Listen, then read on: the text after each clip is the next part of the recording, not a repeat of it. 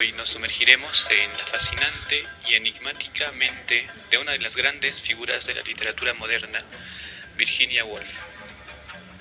En este programa nos acompañan tres amigos del club de lectura. Marimar, buenas tardes. Hola Denison, hola amigos, ¿qué tal?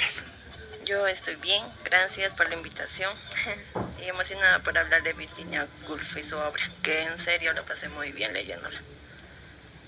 Bueno, yo también los acompaño, chicos. Soy Josué, integrante del club de lectura, y vamos a hablar un poco acerca de la biografía y el pensamiento un poco de esa escritora Virginia Woolf. Hola, ¿qué tal? Bueno, me llamo Noemí y es la primera vez que estoy participando en este programa. Y bueno, sí, vamos a tocar lo que es una habitación propia, un ensayo de Virginia Woolf. Así es, Virginia Woolf, la maestra de la corriente de conciencia, la pionera de la exploración psicológica en la escritura, nos espera hoy para desentrañar su legado y descubrir cómo su genialidad ha dejado una huella imborrable en el mundo literario. Para empezar vamos a hablar un poco, a darle un retrato a Virginia Woolf. Comencemos por pintar un retrato de esta brillante mente. Virginia Woolf, nacida en Marimar, ¿en qué año? Virginia Woolf. Bueno, de alguna forma queríamos tocar un poco fuera de esta biografía que tenemos de Virginia Woolf, el pensamiento, ¿no? Y como si no se conoce mucho sobre cómo se origina su pensamiento, se sabe cómo termina. Es una de estas escritoras que termina por suicidarse. Y es muy, no sé, literaria incluso podría decirse la manera en que se muere, ¿no? Se pone piedras en los bolsillos y se arroja un río. Y se encuentra 3 días después muerta. Sí. Virginia Woolf nace en Londres en enero de 1882 y, como comentó Josué, cerca de su casa en Sussex se quita la vida en marzo de 1941 y aparentemente muy afectada por la nueva guerra europea que se avecinaba en ese momento. Esta situación que refuerza en ella los sentimientos de opresión, como se refleja en uno de sus libros, Tres Guineas, lo cual contribuyó a agravar su melancolía y la cual la afectó y la acompañó en mayor o en menor medida durante muchos años de su vida. Amigos, ¿qué más nos podrían comentar sobre la vida de Virginia Woolf? Ella es considerada como tuvo los privilegios durante su niñez y su adultez, porque es hija de un novelista muy conocido en esa época, en la cual ella tenía el privilegio y la oportunidad de tener una gran biblioteca en su hogar. Así que ella, cada libro que le atrapaba, lo leía. Así que ella desde pequeña, pese a que en ese tiempo las mujeres no tenían derecho a una educación, ella estudiaba. Y gracias a Dios, a quien sea su papá, él también la educaba, así que ella tuvo ese privilegio en sí. Digo privilegio porque en ese tiempo, como ya lo mencioné, las mujeres no tenían ningún tipo de derecho respecto a eso, no tenían derecho a la educación, vuelvo a repetir. Algo también que se puede resaltar de la infancia o juventud de Virginia Woolf es que, digamos, ella comenta que los recuerdos más vividos que tuvo en su infancia los pasó en Sandips, donde su familia pasaba sus vacaciones de verano, ¿no? Otro hecho también que se puede resaltar es que hubo como que una afectación para Virginia Woolf cuando su madre murió durante, si no me equivoco, su juventud, ¿no? Y a partir de esto es cuando ella presenta más o menos los primeros signos de depresión o de problemas, ¿no? Relacionados con la salud mental. Sí, Virginia Woolf es alguien que vive huérfana. Su mamá muere cuando ella tiene 13 años y es educada por su padre, ¿no? Como ya lo dijeron. Y a causa de esto, su vida es bastante dura. por lo que ella jamás va al mundo universitario, per se. Y a lo cual en sus ensayos, en varios de sus ensayos, llama irónicamente a esto Oxbridge, ¿no? Refiriéndose a Oxford y la Universidad de Cambridge. Incluso esto lo narra en el ensayo que vamos a tocar, y sí, con una breve anécdota acerca del pasto, no sé si recuerdan. Respecto a eso, sus memorias las manifiesta muy bien. En sus obras literarias podemos decir de que es de una vaguedad bastante profunda, es una, sí, autora que podemos decir que con la que se puede empezar a leer, ¿verdad? Entonces, es una autora, podría decirse incluso de culto, bastante, sí, tocada por las personas del movimiento feminista, y aporta un aporte bastante con la segunda ola, si mal no me equivoco, ¿verdad?, del feminismo. Me gustaría resaltar un poco sobre su grupo Bloomsbury, este círculo que tenía que luego se convirtieron en grandes personajes, como Sigmund Freud estaba ahí, Leonard Woolf, que se convirtió en su esposo, Virginia, había muchas personas allí que tenían educación. Y este círculo fue muy importante para Virginia. ¿Por qué? Porque durante la infancia de Virginia pasó muchas cosas tristes, en la cual conllevó a la enfermedad que tenía, que es la bipolaridad, y con el cual falleció también, ¿no? Se puede culpar a eso.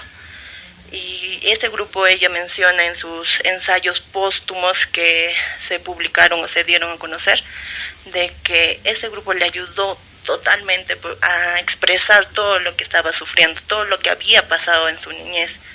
Y un poco de concientización, por favor, cuidemos a los niños. Cierto, es algo muy duro que se puede decir, y mira, rodeándonos incluso de un grupo intelectual bastante psicológico, Sigmund Freud, padre del psicoanálisis, neurólogo, que sus posturas subjetivas eran bastante interesantes, pero esta influencia no arraigaba mucho en ella. Entonces este contagio y bipolaridad que menciona nuestra amiga Mari, entonces es bastante importante tocarlo con autores como esta, ¿no? Y no sé si se hayan dado cuenta, por parte de las mujeres escritoras hay una tendencia bastante depresiva, bastante arraigada con el dolor, o bueno, las escritoras que se conocen, ¿no?, europeas. Hasta ahora hemos estudiado, leído a Mary Shelley, que también tenía en sus escritos. Yo personalmente siento también esta tristeza que mencionas, y sí, tienes mucha razón. Necesitamos leer más para concretar siempre tu hipótesis. Exacto. ¿Algo más que tengan que decirnos, chicos, sobre Virginia Woolf?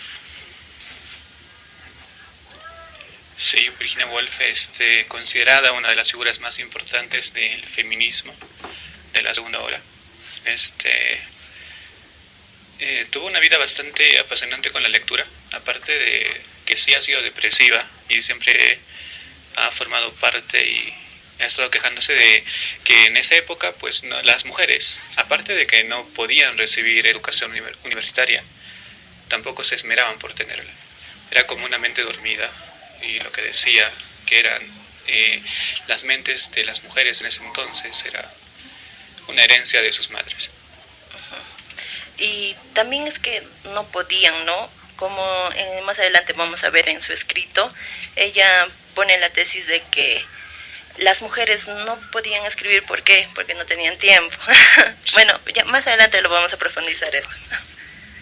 Y ahora me gustaría mencionar un poco sobre su vida amorosa. Ella se casó, como ya lo mencioné, con el amor de su vida.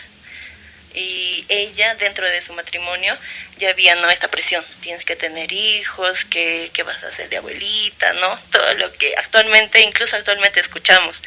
Pero ella dijo, no, sencillamente no quiero ser madre. Así que no tuvo hijos, y fue su decisión. Creo que hay que resaltar un poco eso, de que esta gran pensadora, esta gran artista que fue Virginia Woolf, supo decidir sobre su maternidad, y está bien. Tengamos presente, hasta ahora está bien, no se sientan mal. Por si alguna de las mujeres que nos están escuchando tienen un pensamiento similar. Ahora, ¿por qué estaría bien esto con esta etapa de que la independización de la conciencia, y eso habla mucho en el ensayo, que creo que podemos empezar a ir tocándolo porque es un poco amplio los Sí, temas. sí, es bastante amplio. Virginia Woolf empieza con un poco de historia, ¿no? Dice, ¿qué relación tiene la novela con la mujer?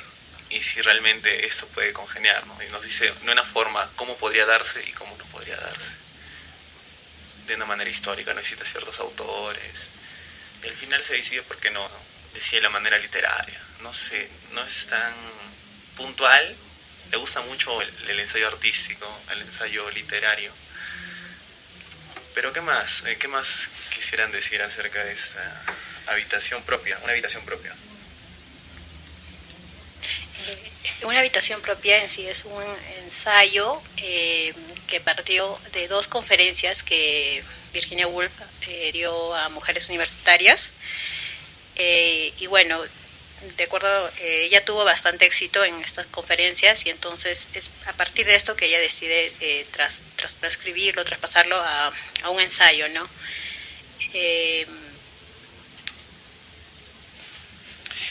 Sí, un cuarto propio, una habitación propia de Virginia Woolf es, si es que se van a adentrar a leerlo, van a más o menos sentir que se está escribiendo con ironía, con un poco de sentido de humor también y una pincelada de enfados en algunos momentos.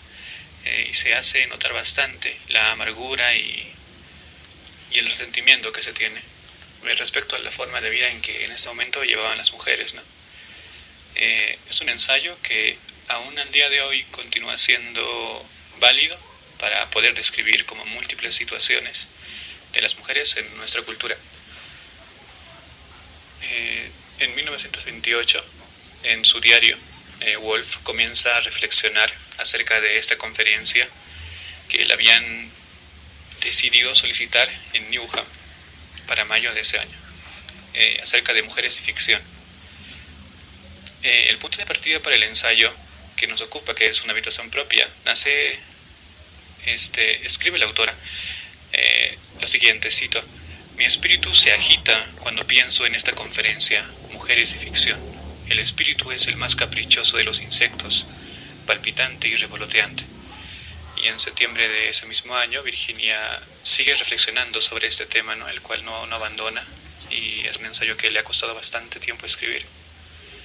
Y entonces hay que pensar, ¿qué volvemos por la noche como las cornejas a colgarnos de los árboles? El ensayo de un cuarto propio se terminó recién al año siguiente de que le pidieron realizar esto para Newham. Se publicó en octubre al siguiente año, ¿no? Y se impartió este ensayo en 2 conferencias en la Universidad de Cambridge. Y en base a esas 2 conferencias surge una habitación propia, donde ella empieza su pensamiento ya casi siempre dentro de su vida, de por qué de hacer sonar la voz de las mujeres, de las poetisas que han muerto en silencio, que las que no se conocen, y este hecho de que le pidieran, ¿no?, la mujer y la literatura. Para cuando le pidieron que haga una reflexión acerca de eso, la mujer y la literatura, ellos pensaban y querían que ella fuera como de por qué las mujeres no tienen mucho resalto, ¿no?, en la literatura. En ese tiempo no había muchos escritos es por mujeres, ¿no? Pero ella fue más allá de eso. Ella incluso se cuestiona, incluso había este problema de que si las mujeres publicaban, lo publicaban bajo el nombre de un hombre. Y hace poco nada más surge una de nuestras autoras más conocidas, con la saga mucho más conocida, Harry Potter. J.K. Rowling puso su seudónimo, no es un seudónimo, no puso su nombre de mujer, Johan, solo puso su J, su K y Rowling para poder para que pueda ser más leída. ¿Se dan cuenta? Claro, es una manera de decir o manifestar de que por el hecho de ser mujer no las lean, ¿no? O no se le pueda leer. Sí, lo cual no sé si en el Perú sea tan válido, porque nosotros sabemos que es un país en que no se lee mucho. Entonces, lo poco que se lee, obviamente van a ser hombres, ¿no? Sí. Entonces, hay un ensayo que acá tengo en la mano, de Marco Aurelio de Negri, que menciona el por qué. Bueno, no es un ensayo, no es un artículo que publicaba en el diario El Comercio del peruano, donde habla de la escasez de boxeadoras, ¿no? Y en el segundo capítulo habla sobre la escasez de poetisas. Y cito, acá dice: Graciela Briceño, que es poeta, tiene una explicación para este hecho, ¿no? Graciela Briceño dice, o nos da a conocer, que el acto de poeta, o lo artístico siendo escrito, tiene la característica de ser introvertido, un acto propio. Los escritores escriben para sí mismos de cierta forma. Y ella afirma que la mujer tiene una naturaleza extravertida o extrovertida, ¿no? Y por lo tanto no tiene este carácter de escribir. A eso colige de que no puede, o sea, no hay en tanta cuantía, disminuye las cantidades de poetisas. ¿Qué opinan al respecto, tal vez? O esta manera de manifestar la literatura feminista. ¿Creen que sea una correcta respuesta, tal vez? En este ensayo, algo que también resalta Virginia Woolf es el hecho de que la mujer toma bastante tiempo en realizar, digamos, labores domésticas, o digamos, si decide tener una familia, o no necesariamente decide, porque eso es algo que también ella menciona en esto, que le es impuesto a la mujer. Ella no tiene esa posibilidad de decidir, ¿no? si tener una familia o no, puesto que no tener esta, o digamos, no tienes ni siquiera esa opción. Entonces, el desarrollarse o tener un tiempo para realizar otras actividades aparte de, digamos, de realizar esas labores familiares, o no de preocuparse por, digamos, los hijos o la pareja, la mujer no tiene tiempo, no se da un tiempo, y yo creería que quizás ahí no habría como que hay una, ¿cómo se podría decir? Contradicción, ¿no? Con lo que menciona Marco Aurelio de Negri y este ensayo. Sí. ¿Algo más que nos diga dentro del ensayo de la habitación propia?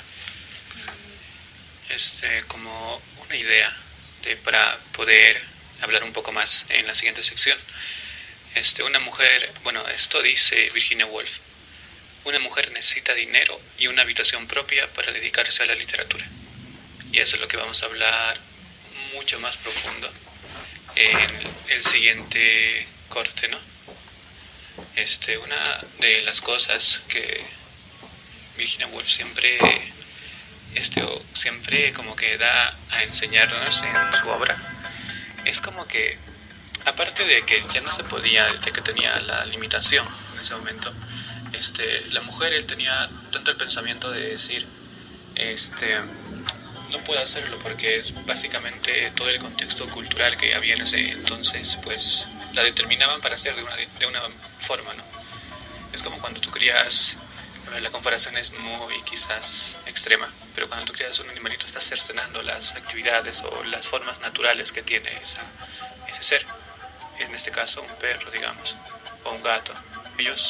Pero el humano ha crecido y ha evolucionado de una forma tan extraña y buena también, que ha adecuado su forma de vivir a la de los animales. Los animales se han adecuado a la forma de vivir del humano, y es lo que pasaba con ellos. Bueno, para terminar, me gustaría contarles un poco de una curiosidad de Virginia. Cuando estaba dentro de este círculo de Bloomsbury, hicieron una bromita un poco pesada justamente ni más ni menos a la Armada Británica. Ella con 6 de los miembros del círculo se disfrazaron de hombres, de hombres etíopes, y llegaron a esta armada. Se supone que ambos no estaban bien, y cuando llegaron los trataron como reyes, como dioses. Les sirvieron comidita, tu agüita y todo. Y bueno, cuentan eso como una anécdota. Llegamos a hacerle eso ni más ni menos a la Armada Británica. Sí, esos caracteres interesantes de Woolf y sus anécdotas ya todos los escritores tienen una manera de manifestar o actuar casi artística, ¿no? Casi artística. Por ejemplo, con lo que hicieron Mariátegui en su tiempo, ¿no? Un ritual en el cementerio de Lima.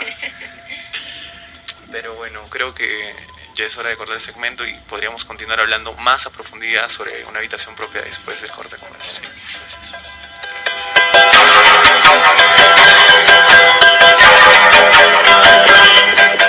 Su programa Momento Literario. Continuaremos hablando sobre Una habitación propia de Virginia Woolf. A continuación le vamos a dar una pequeña reseña de este ensayo, escrito en el año 1929. Marimar. Ya. Antes y después de la afirmación de que la mujer debe tener dinero y una habitación propia para escribir novela, siguen subyaciendo las preguntas sobre la verdadera naturaleza de la mujer y de la novela. Virginia Woolf atiende a estas cuestiones con unas conferencias dictadas en 1928 en Cambridge. Un año después se publica este texto que recupera esas conferencias, pero atravesándolas por la ficción. No se publica Una habitación propia como un libro puramente de no ficción o un ensayo, sino que Virginia Woolf crea una narradora ficticia, Mary Seton, y un espacio también ficticio, Oxbridge, que combina Oxford y Cambridge para ubicar las conferencias que se engloban bajo el título Mujeres y Ficción. Fue en octubre de 1928 cuando las conferencias dictadas por Virginia tuvieron lugar en Cambridge, es decir, esta ficción de Woolf crea en Una habitación propia, toma esa experiencia fielmente, a pesar de ficcionarla, hasta en la referencia del mes. Todo el comienzo del libro adquiere un tono mucho más poético que el que luego le seguirá y recrea el espacio-tiempo de los espacios y elucubraciones de esa narradora, para hacerle atravesar la idea, o más bien la denuncia, de que hay lugares en los cuales las mujeres no están permitidas. Atravesar esa triste realidad es solo el comienzo de un camino que acabará en la certeza de que las condiciones para la mujer no son las mismas que para los hombres, y que entonces los resultados jamás podrán ser semejantes, hasta tanto no se alcance la igualdad. Pero antes de adelantarnos más, habría que regresar a las primeras páginas del libro, esas en las que la narradora, sumida en reflexiones intelectuales y magnífico entusiasmo en medio de un ambiente casi bucólico, de jardines y biblioteca de Oxford y Cambridge, es decir, de Oxbridge, intenta entrar en ellos y se encuentra con barreras masculinas, descritas con un alto grado de carga irónica, pero también lírica. Estamos en el capítulo 1, el más poético de todos, en el que empieza a abrir la cuestión y deja asomar un sentimiento terrible que se va abriendo ante el tema, la ira. Ella dice: que una mujer haya maldecido una biblioteca famosa es algo que a una biblioteca famosa le deja del todo indiferente, venerable y tranquila, con todos sus tesoros bien encerrados en su seno, duerme plácidamente y, si de mí depende, seguirá durmiendo para siempre. Nunca volveré a despertar estos ecos, nunca volveré a pedir esta hospitalidad. Me prometí mientras bajaba furiosa las escaleras. El capítulo avanza sobre la idea de que las mujeres están condenadas a la pobreza, primero material y luego simbólica. En consecuencia, reflexiona sobre el hecho de que la mujer es reducida a un cuerpo doméstico, que solo podrá tener hijos y ocuparse de la casa, y quedará excluido de libertades y derechos. Incluso se refiere a las leyes de 1870 y 1882 como cierto avance, pues antes de ellas las mujeres no ganaban dinero, y si lo ganaban no podían disponer de él. De pobreza nos habla esta narradora mujer, pero con un léxico riquísimo, con la fortuna de las imágenes, con narrativa millonaria. Bueno, una buena síntesis, una buena reseña de todo lo que engloba este texto de habitación propia, cuarto propio. ¿Y con qué podríamos empezar hablando, chicos, sobre este afán histórico? Que obviamente ya ha cambiado, pero vamos a tocar un poco cómo ha sido oprimida o en su tiempo, cómo menciona eso. con lo que empieza, de que una mujer necesita una habitación propia y según el libro 500 libras para escribir una novela, aunque en este tiempo ya cambiaremos ese precio, ¿no? ¿Cuánto sería? Pero eso tienes que tener mucho dinero, en sí se diría. Sí, podemos empezar a responder la pregunta de qué significa tener una habitación propia, ¿no? No creo que solo se trate de tener 500 libras y ya. Podemos seguir hablando sobre eso, iniciando desde ese punto inicial, ¿no? Podemos agregar algo sencillo, algo que mucho se hace en la filosofía, que es definir qué es habitación y qué es propiedad, ¿no? Y cómo uno ya tiene algo. Habitación es un lugar donde habitas, ¿no? De habitar y viene. Y ¿qué es habitar? Existir, ¿no? ¿Dónde puedes ser tú? ¿Dónde puedes manifestar con lo que sientes, de tu intimidad, tu totalidad en sí? ¿Dónde puedes ejercer ese poder totalitario de ti mismo? Esa es una habitación. Y propiedad es algo que te pertenece, necesariamente es tuyo, solamente tuyo, ¿no? Desde un marco, incluso del derecho, podría decirse. Uh-huh. Pero bueno, ¿qué opinas de Nilsson o Noemi? ¿Quieren decir algo? En parte también lo que manifiesta en este ensayo es que, digamos, una habitación propia es un lugar exclusivo, un lugar apartado de, digamos, de cualquier distracción, y, digamos, hacía como que una comparación entre tener un lugar específico y, digamos, una sala común y una sala propia, ¿no? Un lugar donde pueda una mujer escribir, concentrarse al máximo.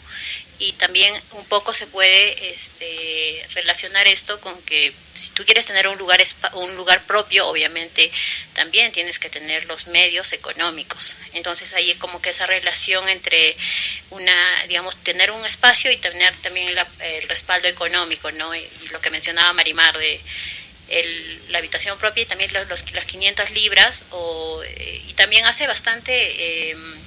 trata bastante a lo largo de este ensayo lo referente a que la mujer debe tener, o no en esos tiempos como que no tenía, ¿no?, ese respaldo económico por diversas razones, la misma coyuntura, y esto está orientado a lo que es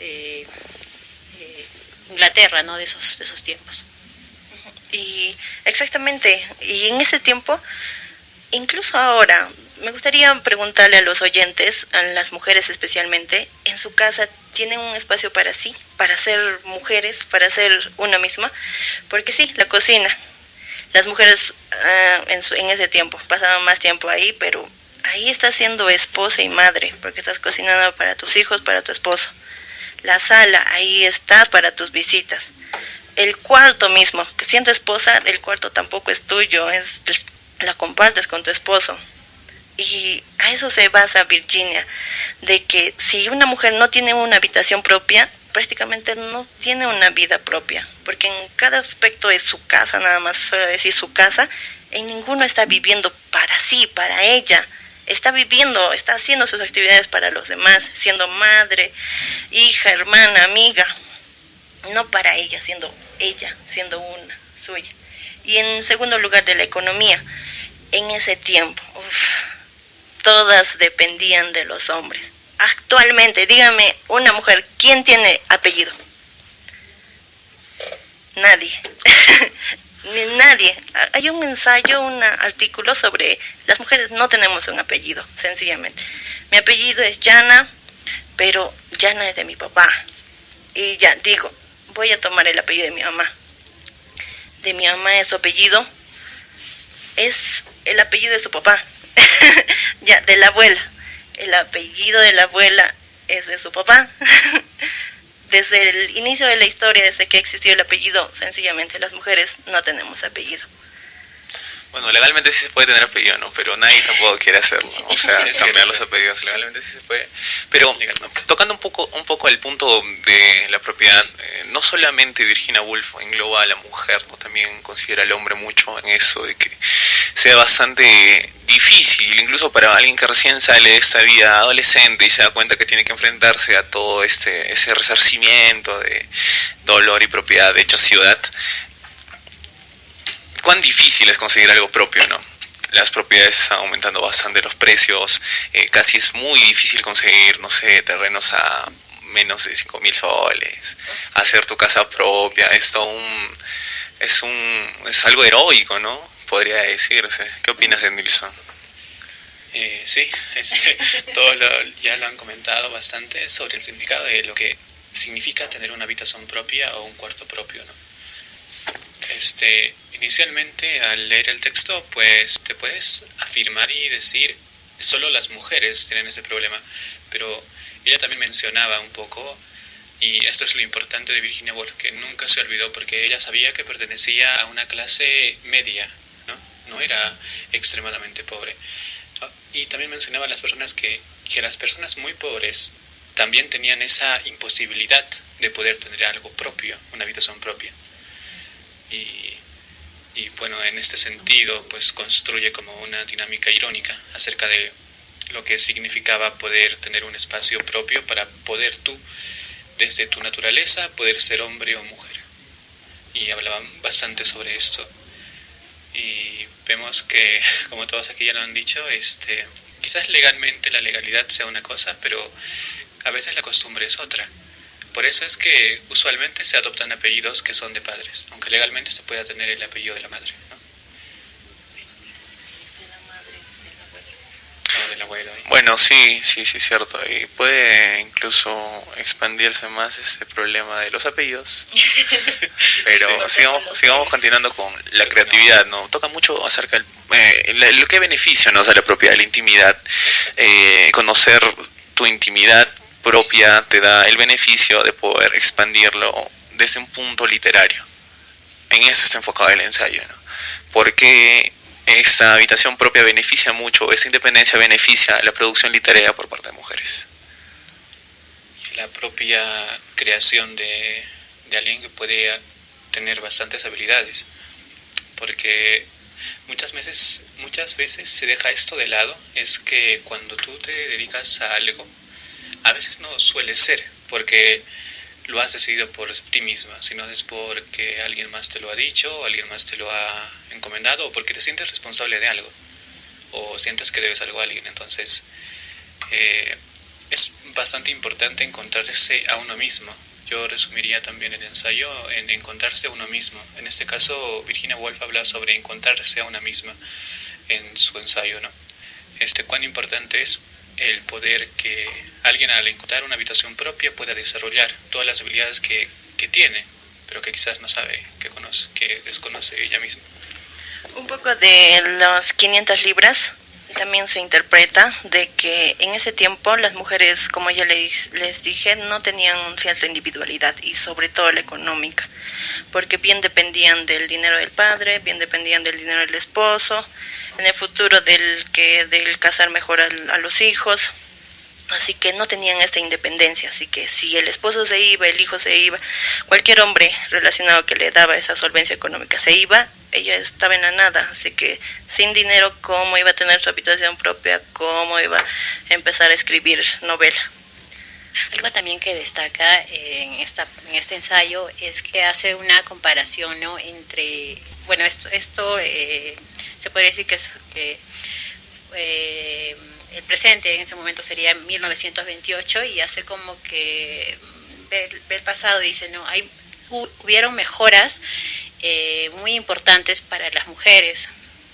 Por ejemplo, también hace una comparación entre que dice, ¿qué es lo más importante entre que la mujer pueda haya obtenido en estos tiempos? Creo que no había pasado como que muchos años que la mujer ya había tenido ese derecho al voto, y también la libertad económica, o el poder trabajar en varias ramas, ¿no? Porque en esos tiempos o antes de esto las mujeres no podían,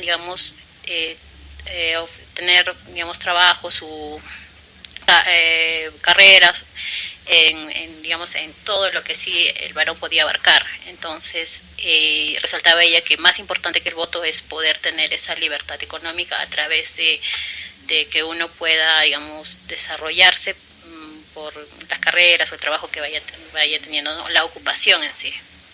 Sí, y al final del libro enaltece a todas estas, en ese tiempo ya empezaron a existir ya un poco más profesionales, mujeres, y enaltece a muchos de ellos, y nos dice a nosotras las mujeres de que hagamos eso, dejemos de depender económicamente de un hombre y generemos nuestros propios ingresos, y para poder ser nosotras mismas, ¿no?